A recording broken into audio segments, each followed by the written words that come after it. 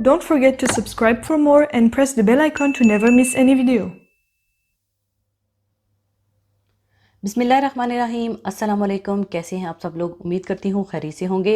आज मैं आपको बड़ी ईद के हवाले से ही बड़ी मज़ेदार सी रेसिपी डब्बा गोश्त बनाना सिखाऊंगी। तो इसे बनाने के लिए मैं ले रही हूँ बोनलेस मटन आधा किलो, एक बड़े साइज़ की प्याज रफली कटी हुई, 7 से 8 अदद लहसुन के जवे, 1 इंच का अदरक का टुकड़ा रफली कटा हुआ, 2 अदद ग्रीन वाले टमाटर, अगर आपके पास ग्रीन अवेलेबल ना हो तो आप रेड टमाटर भी ले सकते हैं, 7 अदद हरी मिर्चें आप अपनी मर्ज़ी से कम या ज़्यादा भी कर सकते हैं, दही half cup, fresh cream half cup, देसी घी 3/4 कप, जिसमें से क्वार्टर कप पहले डलेगा और आखिर में हाफ़ कप तड़के के लिए डलेगा।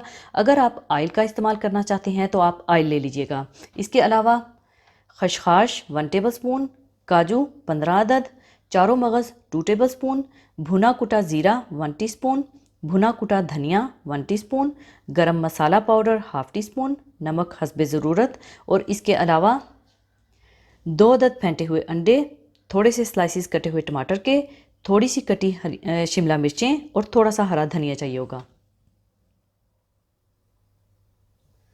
तो सबसे पहले आप प्याज, लहसुन, अदरक, हरी मिर्चें और टमाटर ब्लेंडर में थोड़ा पानी डालकर ब्लेंड कर लें।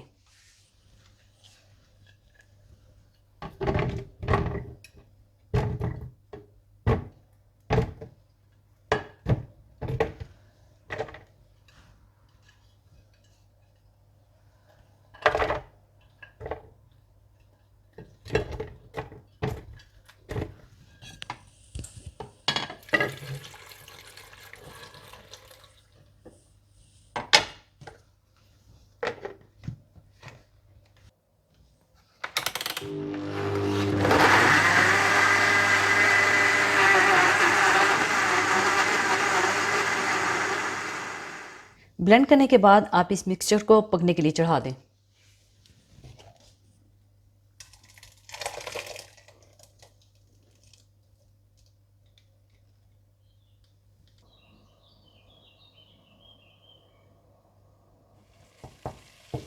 जब मसाले का पानी अच्छा सा खुश्क हो जाए तो आप इसमें क्वार्टर कप देसी घी डालकर अच्छा सा भून लें।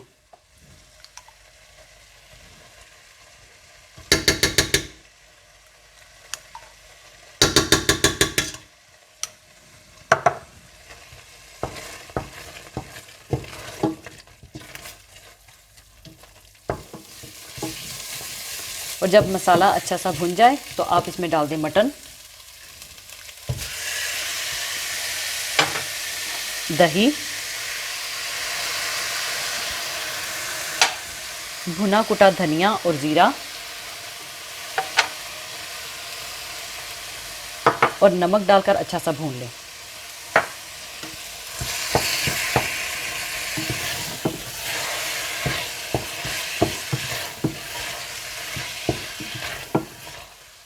जब मटन अच्छा सा भुन जाए तो इसमें इतना पानी डाल दें कि जिसमें गोश्त अच्छा सा गल जाए और पानी भी खुश्क हो जाए।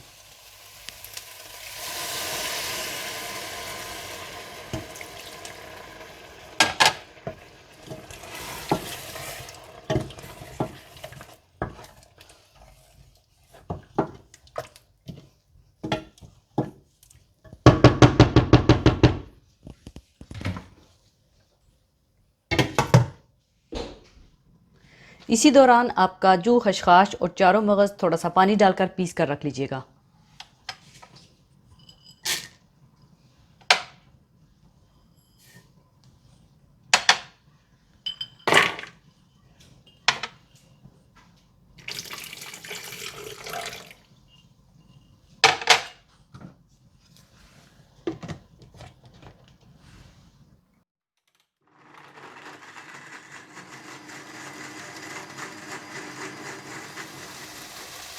जब गोश्त अच्छा सा गल जाए और पानी खुश्क हो जाए तो आप इसमें ग्राइंड किए हुए काजू, खशखाश, चारों मगज़ और फ्रेश क्रीम डालकर मिला लें।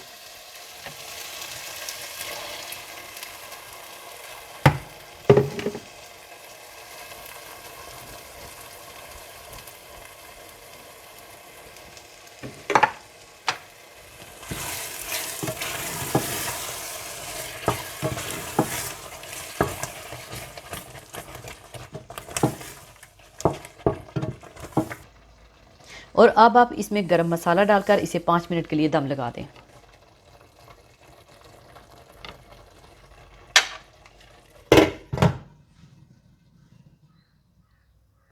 पाँच मिनट के लिए हल्की आंच पर दम देने के बाद आप इसे सर्विंग डिश में निकाल लें।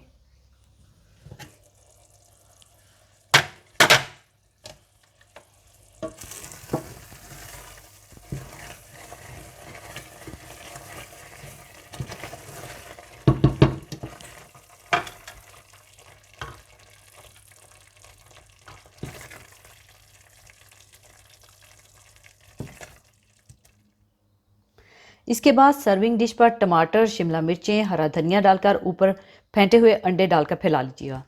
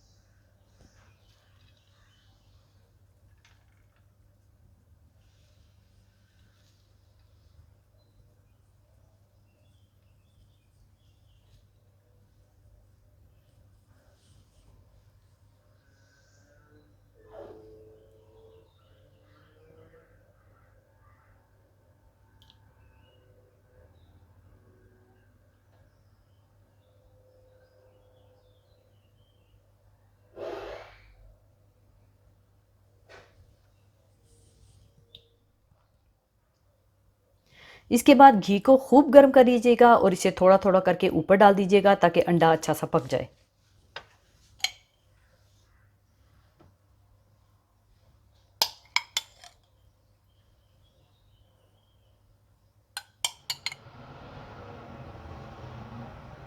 और जब देसी घी इस तरह से स्मोकिंग पॉइंट पर आ जाए तो आप थोड़ा थोड़ा करके चम्मच से आप ऊपर डाल दीजिएगा।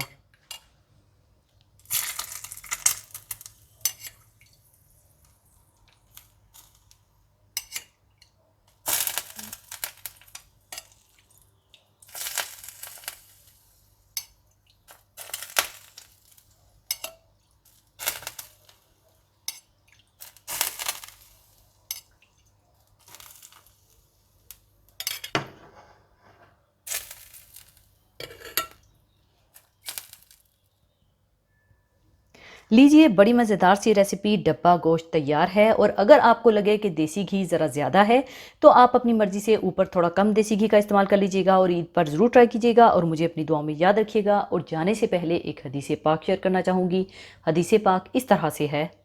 हज़रत अबू हुरैरा रज़ी अल्लाह ताला अन्हु से रवायत है कि रसूलुल्लाह सल्लल्लाहु अलैहि वसल्लम ने इरशाद फरमाया, हया ईमान की एक शाख है या ईमान का फल है, और ईमान जन्नत में ले जाएगा, और बेहयाई और बेशर्मी बदकारी में से है, और बदी आग यानी दोज़ख में ले जाने वाली है। शर्म व हया एक ऐसी फितरी और बुनियादी सिफ़त है जो इंसान की सीरत व किरदार को बनाने में बहुत अहमियत रखती है।